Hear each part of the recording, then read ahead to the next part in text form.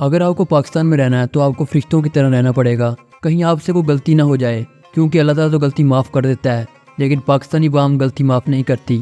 حال ہی میں مفتی طارق مسعود کی ایک ویڈیو وائرل ہوتی ہے جس میں وہ بیان کرتے ہیں کہ قرآن مجید میں اگر گرامر کے لحاظ سے وہ ظاہری غلطی ہو بھی تو ہم اس کو نہیں مانیں گے، کیونکہ قرآن مجید اللہ تعالیٰ کی طرف سے ایک محفوظ کتاب ہے۔ اب یہ ظاہری لحاظ سے تو ایک گستاخی ہے۔ اس پر بہت سے لوگ مفتی طارق مسعود پر تنقید کرتے ہیں اور اگلے ہی دن ان کا وضاحتی بیان آتا ہے جس میں وہ معافی مانگتے ہیں اور کہتے ہیں کہ میرا نظریہ قرآن مجید کی گستاخی کرنا نہیں تھا، کیونکہ میں قرآن مجید کی عظمت پر بیان کر رہا تھا۔ اور ایک اور بات وہ کرتے ہیں کہ نبی کریم صلی اللہ علیہ وآلہ وسلم لکھنا پڑھنا نہیں جانتے تھے۔ اس پر بہت سے لوگوں نے کہا کہ مفتی طارق مسعود نے نبی کریم صلی اللہ علیہ وآلہ وسلم کو ان پڑھ کہا ہے۔ اس پر بھی انہوں نے کلیئرنس دی کہ میرا مقصد نبی کریم صلی اللہ علیہ وآلہ وسلم کو ان پڑھ کہنا نہیں تھا، میں صرف یہ کہنا چاہتا تھا کہ نبی کریم صلی اللہ علیہ وآلہ وسلم لکھنا پڑھنا نہیں جانتے تھے، لیکن پھر بھی سارے علوم پر انہیں معرفت حاصل تھی۔ یہ سارا علم اللہ تعالیٰ کی طرف سے ان کو دین تھا۔ اگر ہم اس وضاحتی ویڈیو کے ٹاپ کمنٹ کو دیکھیں تو انجینئر محمد علی مرزا کا کمنٹ ہے۔ انجینئر محمد علی مرزا اور مفتی طارق مسعود میں شدید اختلافات ہیں، اکثر ایک دوسرے کو مناظرے کے چیلنج کرتے رہتے ہیں اور بہت سی کنٹروورسیز پائی جاتی ہیں، لیکن انہوں نے بھی کمنٹ کیا ہے کہ اس وضاحتی بیان کے بعد جو لوگ مفتی طارق مسعود پر گستاخی کا فتویٰ لگا رہے ہیں اصل میں وہ خود گستاخ ہیں۔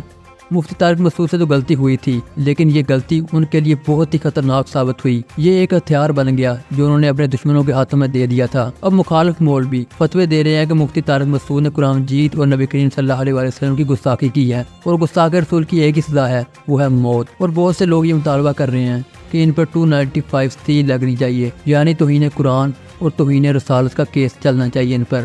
غلطی تو کسی انسان سے بھی ہو سکتی ہے، اب یہاں ہونا تو یہ چاہیے تھا کہ انہوں نے معافی مانگ لی ہے، یہ معاملہ یہاں پہ ہی رفع دفع ہو جائے، لیکن فتنہ پرست مولوی یہ بات ٹھنڈی پڑنے نہیں دے رہے اور عوام کو اس پر بھڑکا رہے ہیں کہ مفتی طارق مسعود کو قتل کر دیں۔ ہماری عوام کو یہ شارٹ کٹ چاہیے جنت کا، کیونکہ نمازیں پڑھنا، روزے رکھنا، شریعت کے مطابق زندگی گزارنا بہت مشکل ہے، لیکن توہین رسالت کے نام پر کسی کو قتل کر کے جنت حاصل کرنا بہت آسان ہے۔ ایک شارٹ کٹ ذریعہ بنا لیا ہے ہم نے، کوئی بھی بہانہ بناؤ اور قتل کر دو اور بعد میں کہو کہ اس نے نبی کریم صلی اللہ علیہ وسلم کی گستاخی کی ہے۔ بہاولپور والا واقعہ ہمارے سامنے ہی ہے کہ ایک مینیجر نے گارڈ کو کہا کہ تم فرض نماز پڑھ لیا کرو اور سنتے بعد میں ادا کر لیا کرو۔ اس پر اس گارڈ نے مینیجر کو قتل کر دیا اور کہا کہ یہ سنتے پڑھنے سے منع کرتا ہے، یہ گستاخ رسول ہے، یہ سنت کا گستاخ ہے۔ اس طرح کے واقعات اکثر پاکستان میں دیکھنے کو ملے ہیں۔ جنید جمشید سے بھی اس طرح کی غلطی ہوئی تھی، انہوں نے بعد میں معافی مانگی تھی، لیکن پاکستانی عوام نے ان کے ساتھ کیا کیا، ایئرپورٹ پہ ان کے ساتھ وہ اشر کیا، وہ آپ سبھی جانتے ہی ہیں۔ یہ اب کا دستور نہیں ہے، یہ ماضی سے چلا آ رہا ہے۔ امام ابو حنیفہ کے ساتھ لوگوں نے کیا کیا، امام بخاری جنہوں نے صحیح بخاری لکھی ہے انہیں اپنے شہر سے نکال دیا گیا، امام شافعی، امام مالک،